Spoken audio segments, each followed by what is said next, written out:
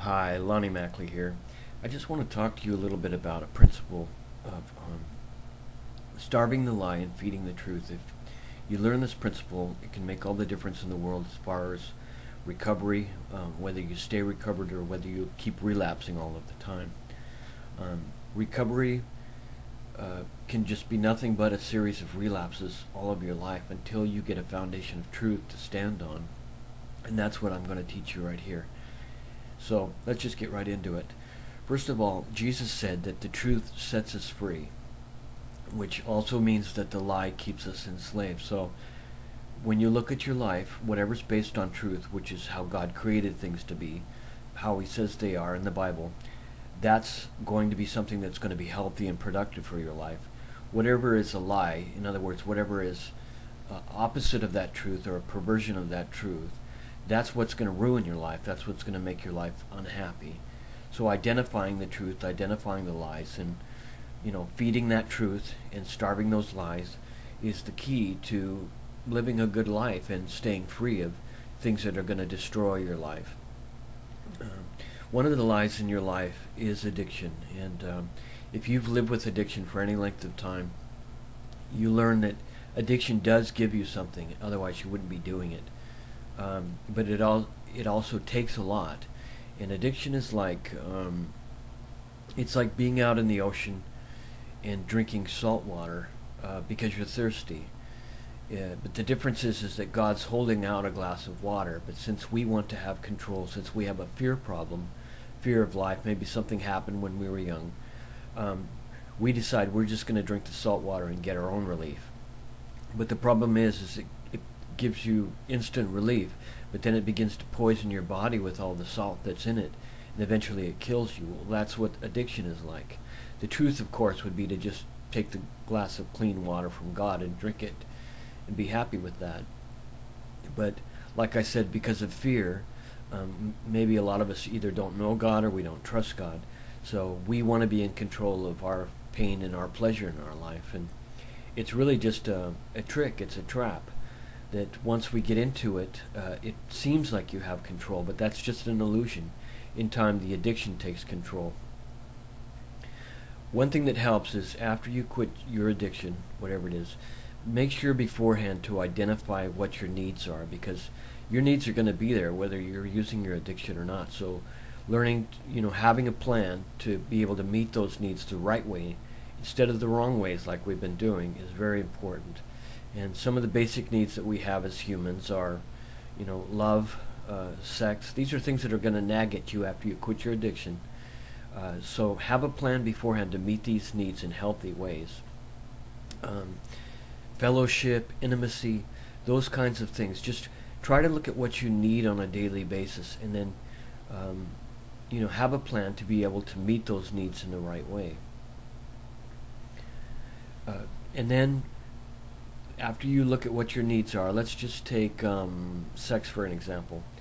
Identify whether you're meeting that need with truth or with a lie. Like with sex, meeting that need with pornography and masturbation is the lie.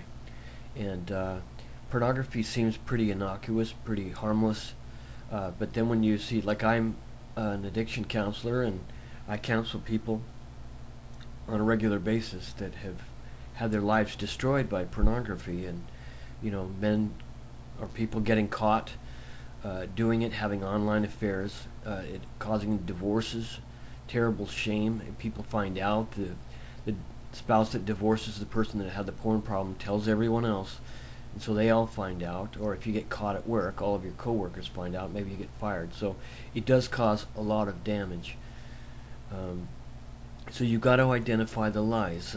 Maybe you have a fear problem, and so rather than turning to God, you're smoking or whatever it is. Just anything that you can grab onto that you can physically control and administer to yourself is like a fear idol that you can apply to yourself to make yourself feel in control. But in reality, that smoking is going to kill you eventually. It's just going to shorten your life, and maybe you don't even want to live a long life, but having emphysema or whatever it is around the end, it's just not fun. It's not a fun way to go. And then after you've identified all the lies, in other words, all of the wrong ways that you're meeting your needs, identify the right ways to meet your needs. Identify the truth. And the truth is how God created things to work properly, how he created us to meet our needs properly. And let's just take sex for an example. The proper way to meet your need through sex, of course, is through your marital partner, and not in a perverse way, but in just a normal, mutually pleasing, intimate way. That's the right way to meet that need. Or if you're not married, just to wait to have a nighttime release, or just to endure it. It's not the end of the world. Nobody ever died from enduring not having sex, as far as I know. And so identify the truth. Identify the right ways to meet your need. Intimacy instead of having an online affair. Use prayer. Let God bring friends into your life, fellowship into your life, those kinds of things.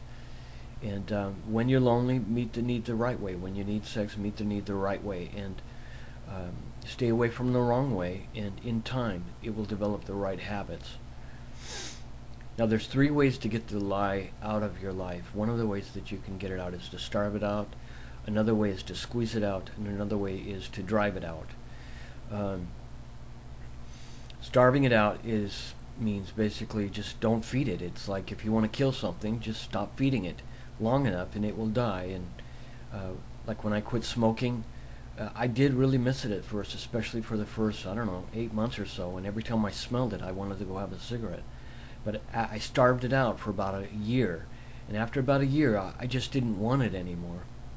And another way is to squeeze it out. And what I mean by that is you stick enough of God in your life, get enough of God into your life through prayer, through reading the Bible, through worship, through fellowship. You just get enough of the good in you that it squeezes the bad out. It doesn't give the bad a place to live anymore. And then the last way, of course, is to drive it out. And sometimes there's evil spirits connected to the addictions that we cling to that have to be driven out through prayer. Just have somebody pray for you. Renounce those activities and command that evil spirit of whatever, maybe it's drugs, maybe it's pornography, to go in the name of Jesus Christ, and it will have to go. Now, after you quit, this is very, very important, is you have to think truth and you have to act truth. In other words, the thinking patterns that cause you to relapse or cause you to run back to your addiction. Addiction seems like a shortcut to end your pain, but it's not. But you have to think truth and you have to act truth. In other words, in your bed at night, don't be thinking about porn or thinking about different ways to gratify your addiction. Think about the truth. And whatever the truth is, like I said, in the Bible or how God created things to be, rather think about the truth. And you're going to be tempted and you're going to be tested in this area because we've developed patterns in our brain over the years. And it takes a little while. But after you do this long enough, what happens is it's going to retrain the pathways in your mind to think truth rather than lies. And ask God for help. We all need His help. If you really want to stay free, if you really want to get free from your addiction, then every time that you're tempted, every time you're meeting the need in the wrong way, every time the lie wants to take over, just pray. Just say, God, I feel like I just want to relapse right now.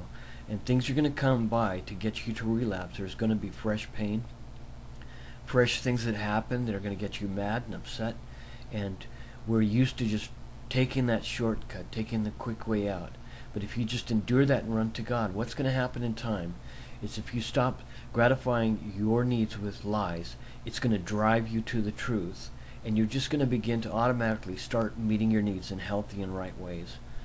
So ask God for help in all that you do, and understand that it's His will that you are free. So starve the truth, or starve the lie, feed the truth, do that long enough, and you will be free, and the relapses will end, the nightmare will end, and you will enter a much more happier, wholesome life. So bless you, my friend. There's a group called Spirit-Led Recovery from Addiction. If you type Lonnie Mackley into the internet, into the Yahoo browser, you'll find that group. There's also a lesson there called Starving the Lie, Feeding the Truth.